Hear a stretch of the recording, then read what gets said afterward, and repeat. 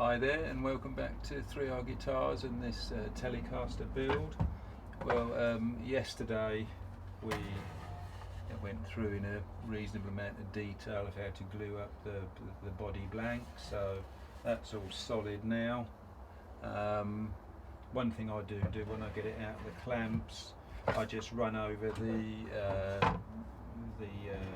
joints with a chisel to knock off the spots of glue kind of thing. You got a bit of seep out kind of thing. Also, you know, you end up with it flat then as well, so you've got no problems when you put it on the bandsaw table to cut it out. One thing at this stage, you know, what I'm going to do now is basically line up the body on it, and if you've got a two-piece body blank, obviously you want the centre. You know, if you're going for a wood grain kind of thing, it's beneficial to have the joint in the centre for just basically for looks. You should note that in all the vintage Fenders I've done, I've never actually seen a centre body join.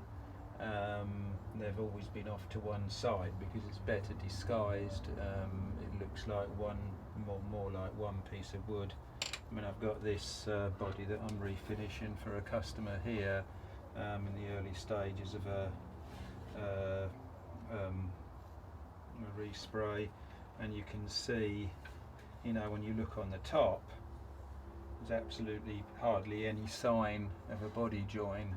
I mean, this is actually a Squire body and it's lovely, but the joint is actually here, so you can see that Fender have skillfully put it mostly underneath the pick guard, and the match in the grain is really good when you get here, and the only place you can really see the joint, it's just down there, but of course this will be sprayed black.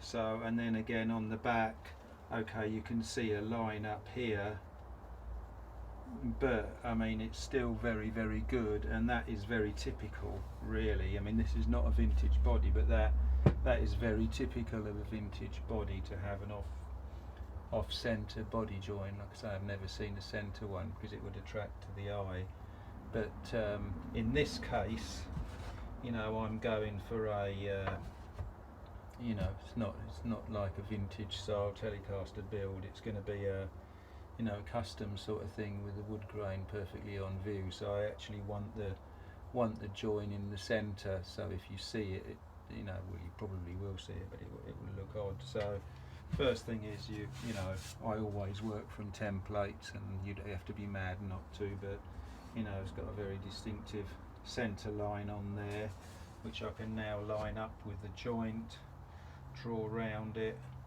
and get ready for bandsaw action sort of thing. So let's just do that now, and then I'll get you back when we're on the bandsaw. Cheers. Hi there. Well, we're back at the trusty bandsaw with the body blank, with the outline drawn on it. Like I say, working from templates is for me an absolute must, and I wouldn't dream of doing it any other way. One thing you should notice, obviously, you know, when you buy body blank bits of wood, they're sometimes quite a lot bigger than you need, and they've obviously got two sides. So be mindful, you know, you're only going to get one body out of this, so be mindful to like slide the template around and maybe have a look where the best grain pattern is. I mean, if there was a really nice bit of grain here or something, and you're going to chop that all off and waste it, so be mindful. I mean, it doesn't matter, you know, you've also got the other side as well. There might be a really good grain on this side that would suit either the back or the front, so that's worth noting. Doesn't matter on this. I mean, it's a pretty consistent grain all the way through and fairly straight, so doesn't really affect this. So I've deliberately moved it slightly away from the edge there, the cut, and if you remember me telling you, when you actually plane the jointing surfaces of these bits of these thick bits of wood, sometimes the planer puts what they call a bit of snipe on the end, which is, it cuts a bit more off on the ends, just on the ends of the bit of wood, where you, as you slide it over the blades, takes a bit more of a cut there. So I mean, I didn't notice any when I glued it together, so it's just a force of habit really, but I've left a little bit at the bottom here. So now we'll go on and get it cut out. I've put a much narrower blade in here, so it will go around the edges.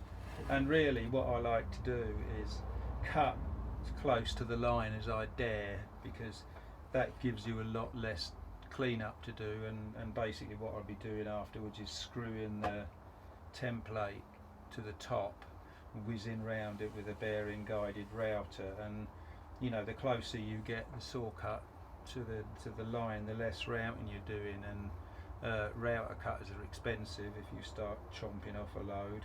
And also when you know, if you've got to take a fair thickness off, sometimes the router will dig in and make a right old mess, and you'll have to end up filling stuff. So let's get on and get cutting this out now, and see how we go.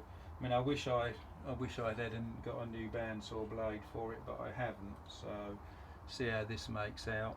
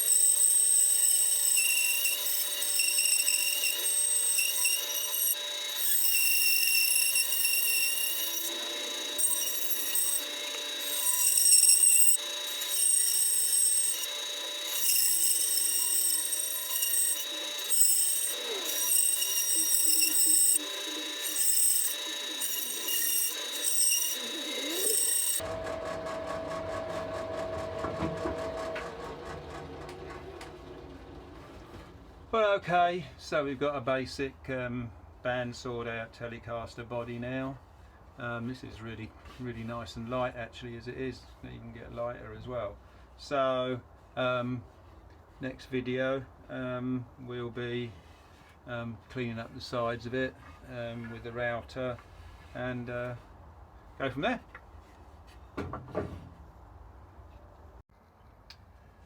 Okay, so we've got the template screwed on the body with a couple of little screws, one in the neck pocket where we're going to be routing out the neck thing anyway, and one underneath the bridge so you won't see any screw marks. This is my router table here, and we've got a router cutter set up in here.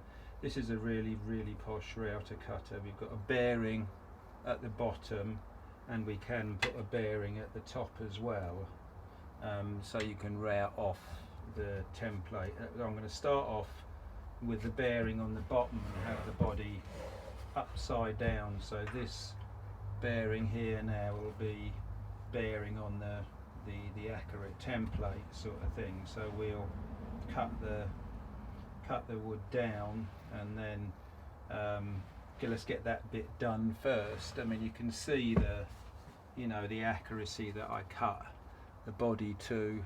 You're literally looking at, I've only got to take off about a 16th of an inch, and it's worth taking your time doing that. So let's give this a go now, and hopefully it'll go all right. This is one of my least favourite jobs. I just don't feel safe. Well, I feel reasonably safe, but it's cutters spinning at a few thousand RPM, sticking out of a bench. Yeah, it doesn't thrill me with joy, sort of thing, but it is a good, accurate way of doing it. So I'm just careful and chocks away.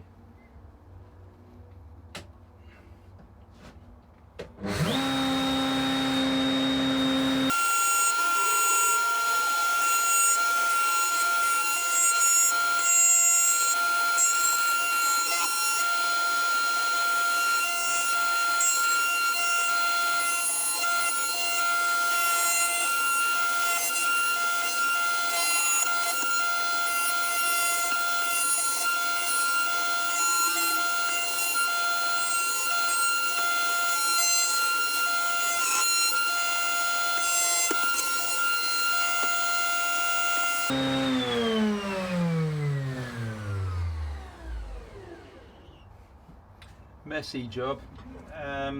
So you can see we've got we've got a bit of the body down now, and what you can do now is obviously this part that you've cut is now the same size as the template, so you can use that as the template and continue up kind of thing, which is what I'll do.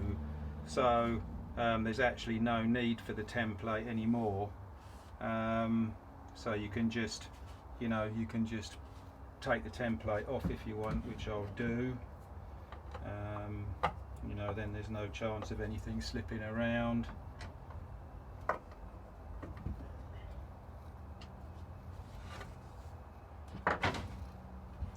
So now you can just carry on, and the bearing then will now go on the bit that you've already cut. So we raise the cutter up now and just take the remainder off.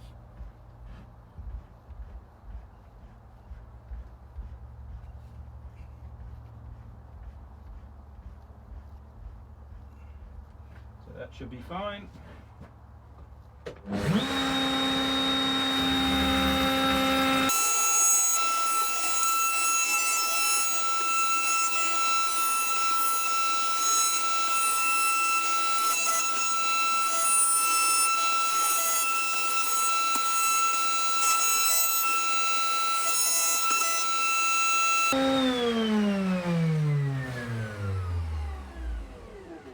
So nice and quick. We've got this part to do in here a lot better. This cutter is a bit large diameter for that. You can finish that off with either go back to the template and use another router cutter. I really like this router cutter. Let me zoom you in on it. You'll see the fluted blades.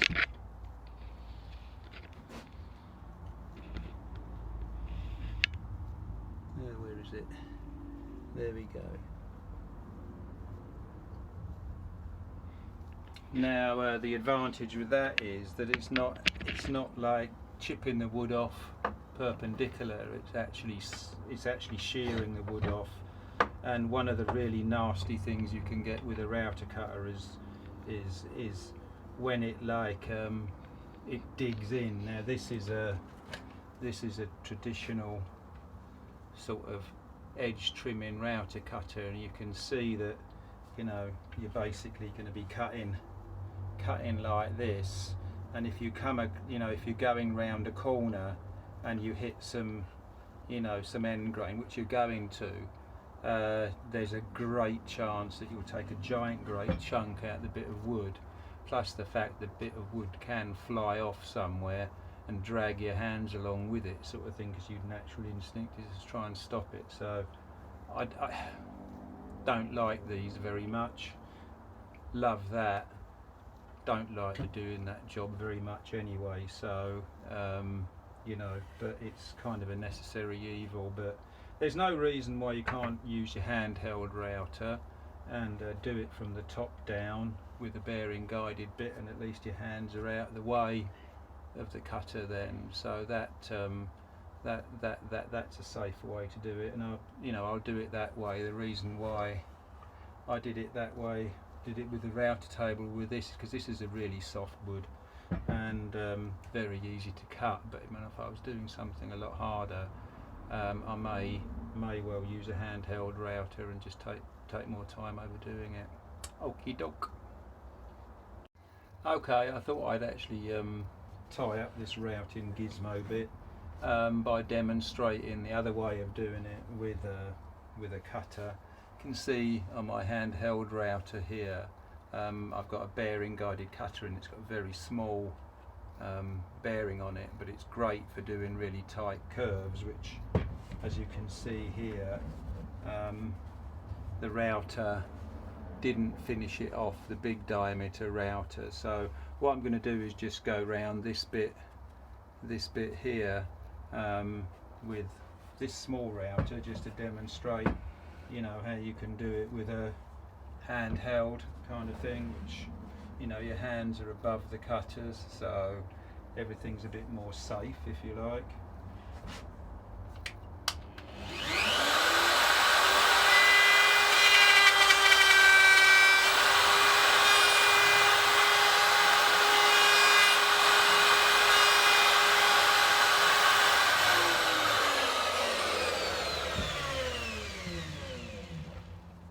So now you can see we've just tidied up that corner in there, but I've got to obviously go deeper here now so I can wind the router down. So I'll do the same as before. Take the template off.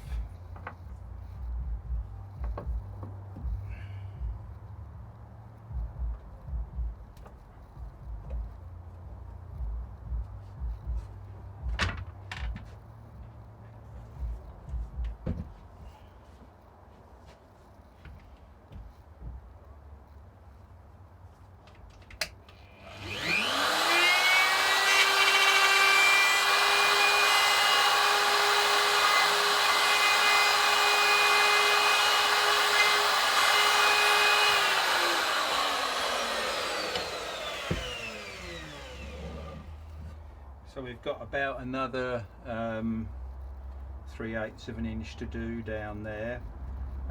So what I'm going to do is just clamp it over the end of my my bench here, so I don't dig the router into the bench. But very easy to do.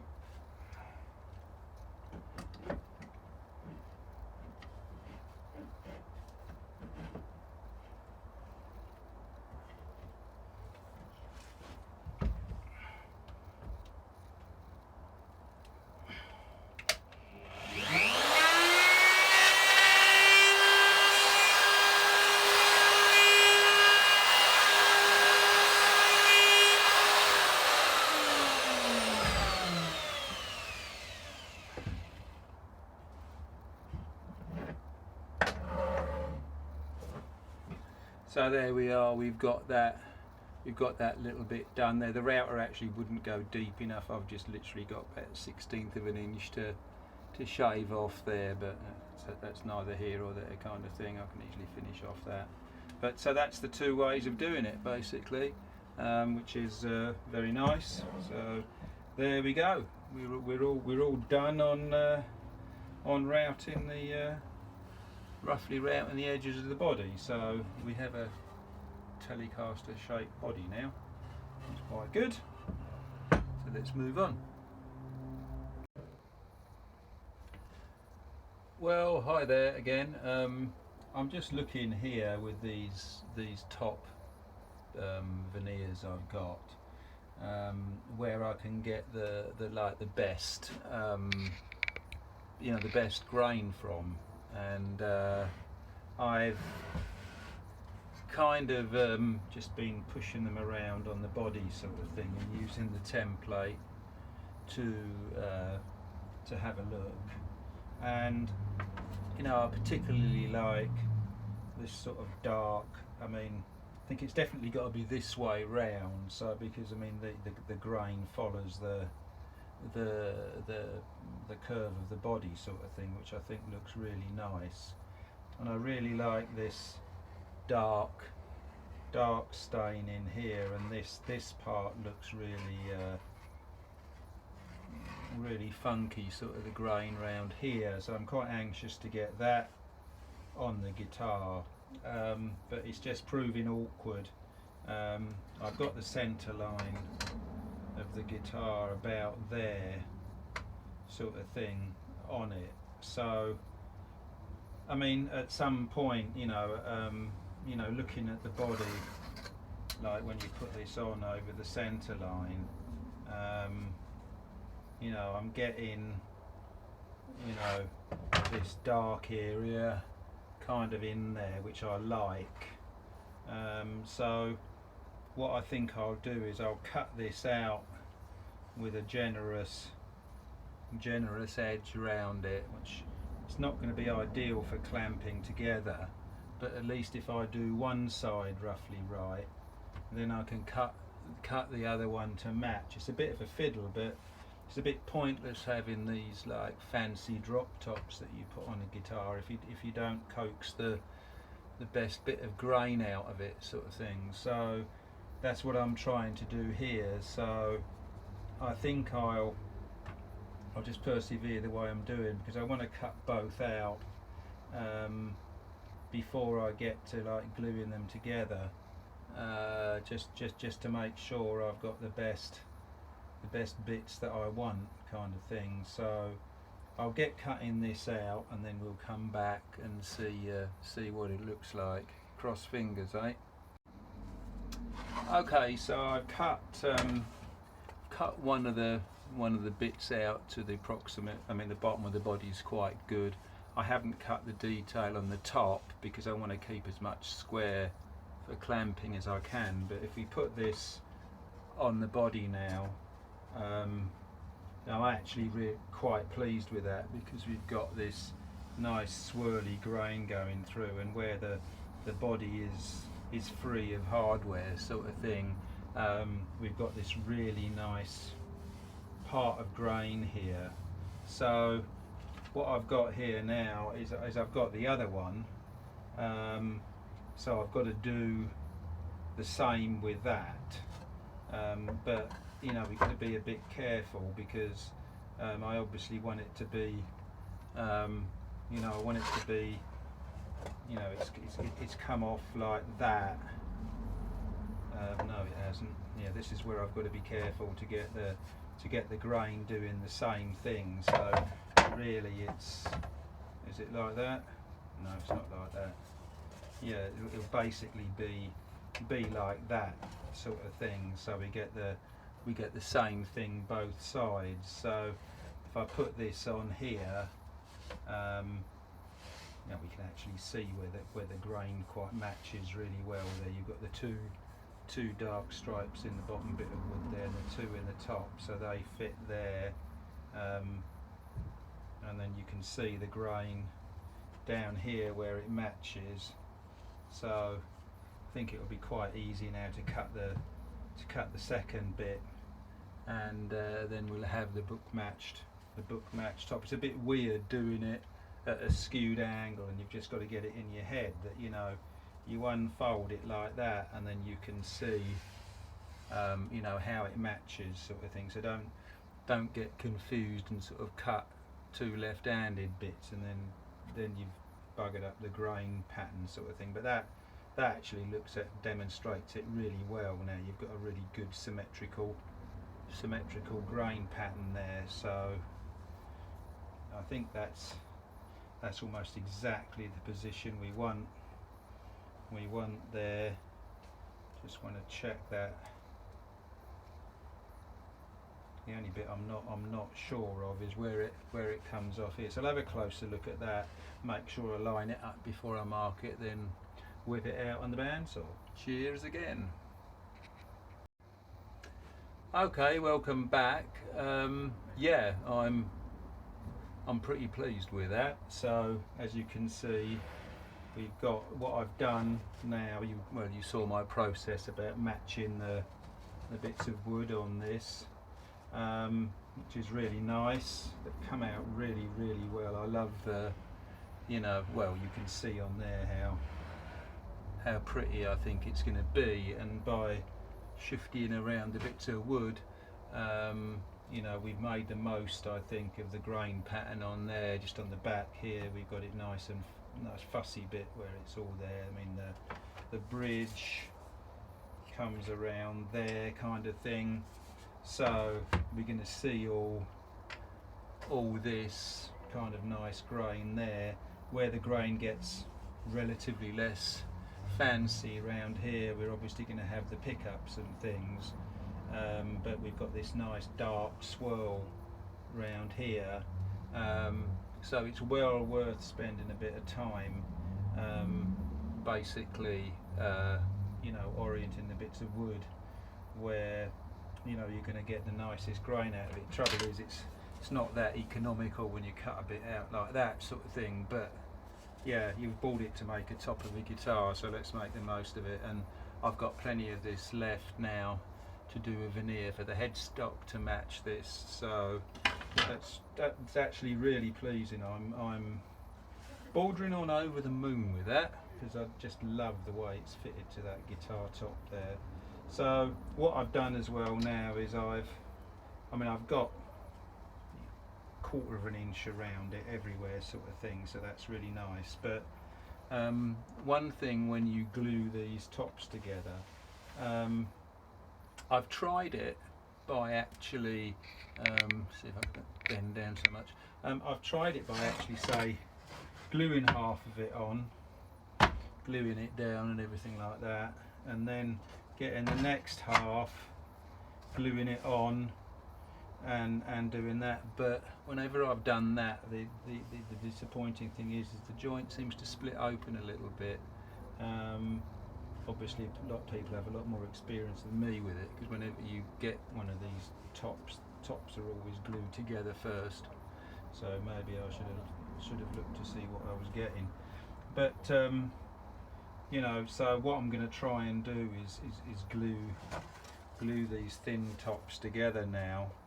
I don't think it's going to be that easy, but we'll give it a go. There were two reasons why it's not going to be easy, I think.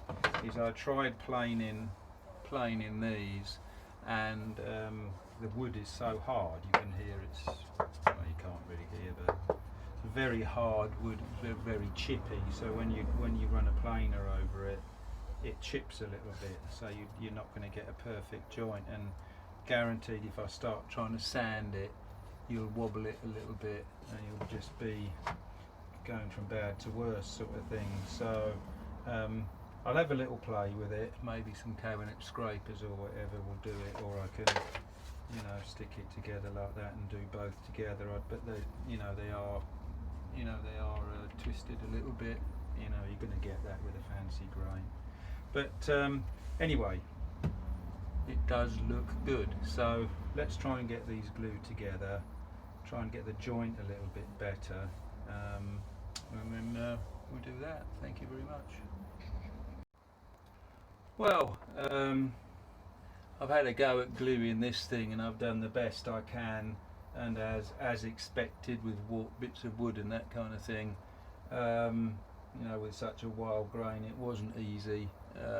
Maybe if I'd made a few more flat top acoustics, I would have got used to doing this kind of thing. But I've got, as you can see, I've got two sash cramps doing the horizontal pressure across the join, and I've got this aluminium straight edge holding everything in line, but the joint, the wood was quite wobbly, so you know, getting the level between the two bits of wood was really difficult. But I think I'm about there with it. I mean, I'm not very proud of myself of the job I've done, but I think it'll clean up okay.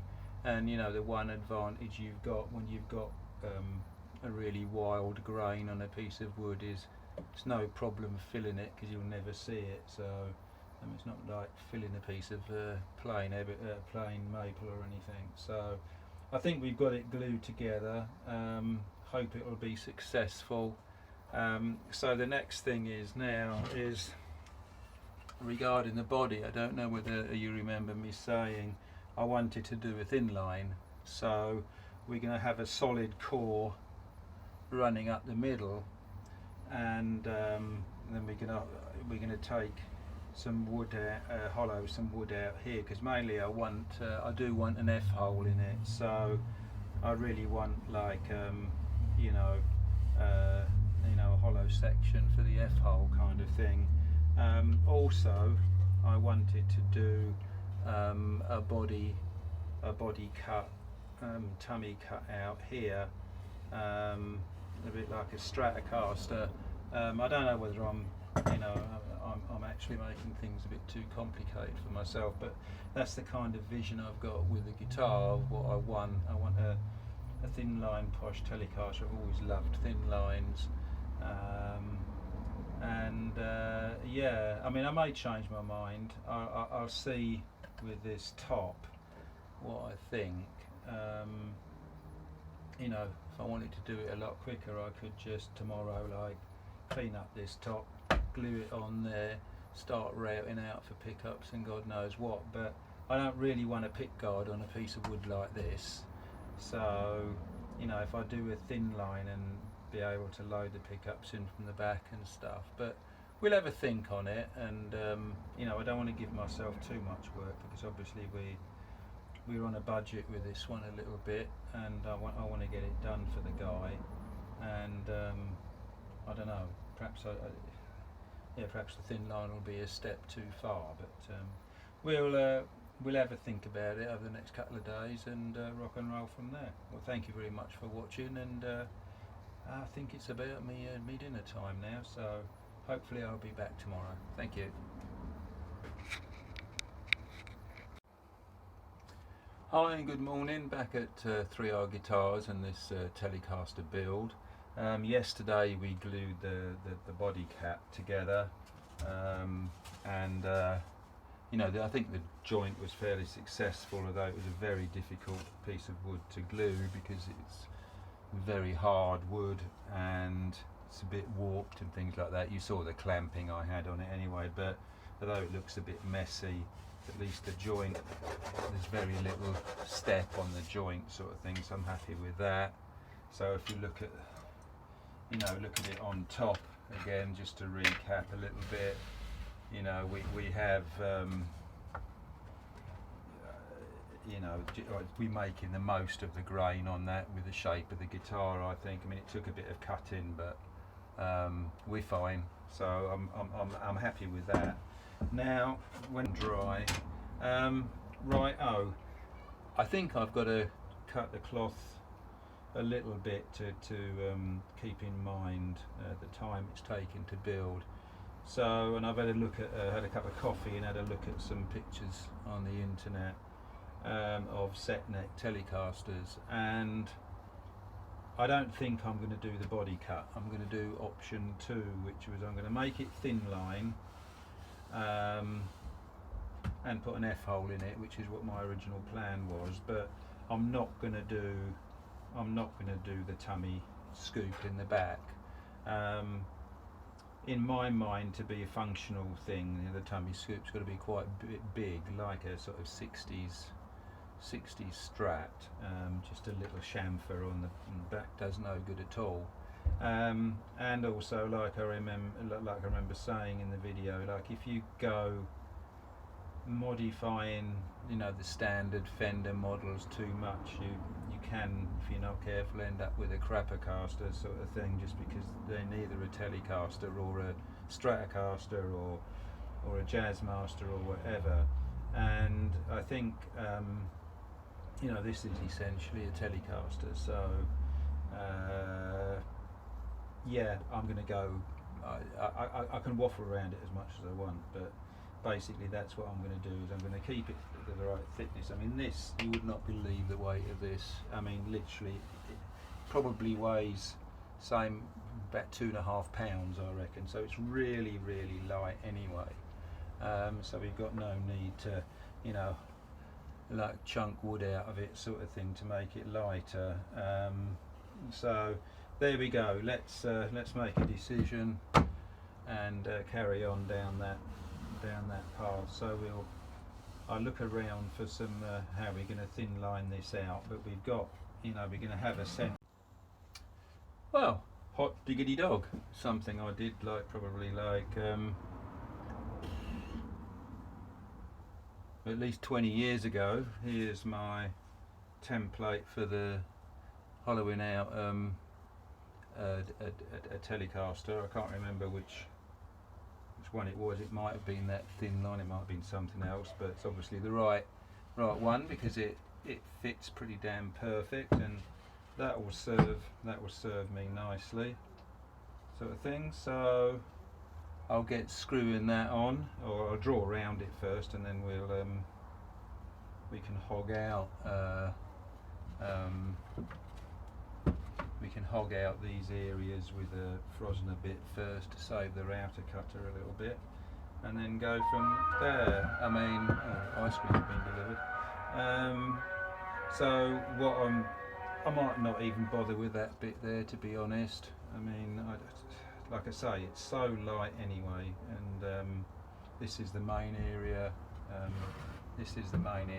concerned about here, where the F-hole is, and obviously got to have something for the controls here, so I'll probably just leave that. So there we go.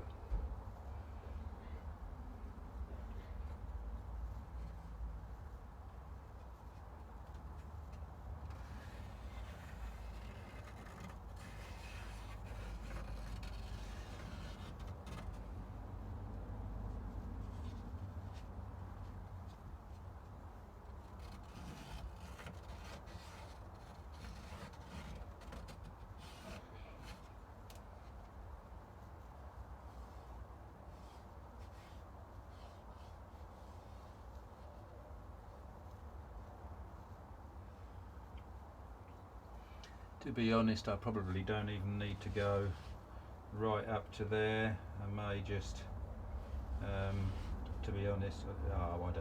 Yeah, I mean the thing is, I'll be doing that freehand with the router, then that little bit there. So I might as well stick to what the template's telling me.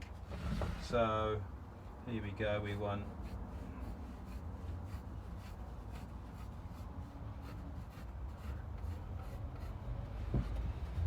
we're going to be hollowing out those shaded areas.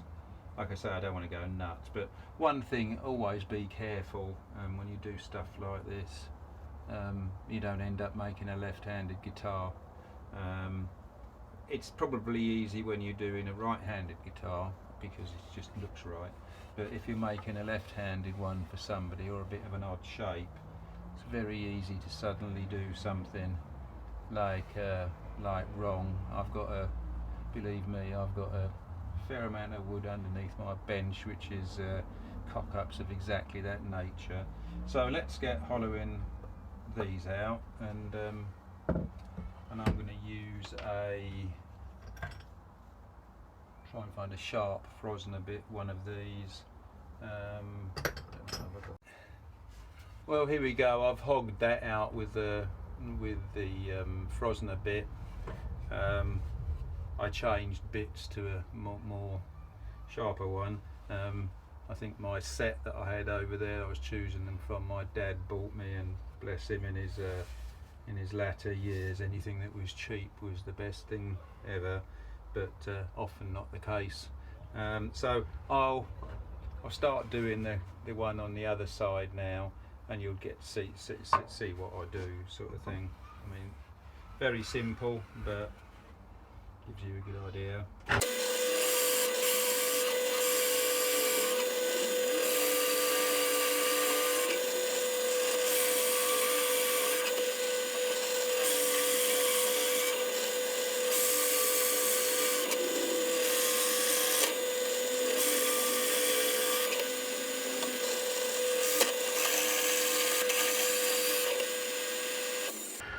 Okay then, so you can see where we've started here. The problem with the Frosner bit slightly is you've obviously got the pointed end there that you know you've got to route down anyway, sort of thing, to get rid of that. You don't want to see that. Providing the point of the Frosner bit is in wood, you can overlap the holes. I mean, you saw one that didn't quite overlap there and it skidded across a little bit, but and that's kind of the best way to do it, because you're not drilling a hole that the shavings are going to be jamming in. They'll fly out of the overlap bit. So anyway, we'll get the template screwed to the top now, and then we'll start routing out and trying to finish off the inside. Like I say, I'm not too bothered about ultimate depth of the hollowing out. It's more so I can get the F-hole in, and because I mean this body is featherweight compared to a normal Telecaster Fender product, sort of thing. So I think that's where I'm saving a little bit. So yeah, I'll get the template screwed on and bring you back for the routing. Okay, welcome back to the routing station. We're going to be continuing routing these thin line cavities. So this is a weapon of choice, bearing guided routers, sort of thing. These are fairly cheap router cutters. I don't really like them. They're from China. I mean, they serve a purpose, but what generally goes on them is the bearing, and your worst nightmare is the bearing breaking in the middle of cutting an accurate pickup cavity or something, and then going all wobbly on you and not cutting straight. So be careful with them. I mean, I squirt a bit of WD-40 in these quite often. I mean, they serve a purpose, and this wood is really soft. So let's get on and do this then. So I've got the thing clamped down here with the template on it, so it's just basically running this router around here. It takes a bit of time, so let's get cracking.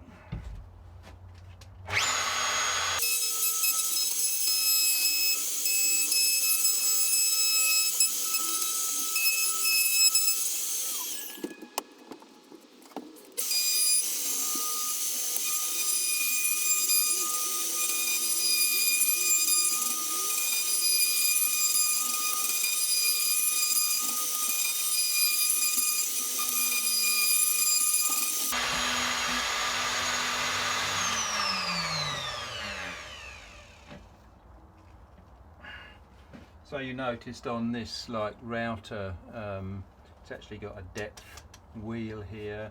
You just pull this collar in, turn it, and you can go down. So it's quite quick. You can take really. I mean, I only like to take small cuts, sort of thing, and you know, you can just drop it by about a quarter of a turn, and that's equivalent to about 1/8 of an inch. So you know, you can get things done with small cuts very easily, and that's actually quite nice. So now in here we've got to the depth where we're starting on the bottom, so I'm just cleaning all the shavings out of here so I can see what I'm doing. So what I'll do now is I'll basically adjust the depth of the cutter so it's actually down below you know, those little points that were on the end of the Frosner bits, sort of thing, because I don't want to see those through the F-hole. So let's give this a go now, see where we are.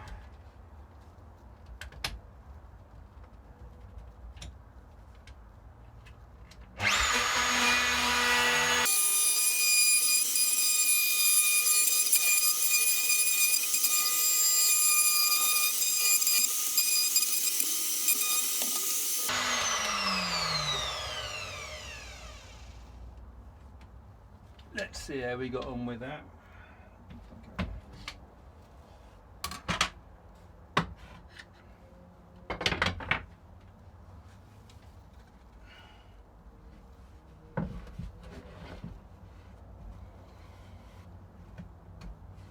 Yeah, that's looking really neat now. What I think I'll do is I've obviously like gone a bit beyond the Frosner bits there. I don't like that lumpy look, so I'm just going to shift the template over a little bit and make that nice there, and then I think that side will be good.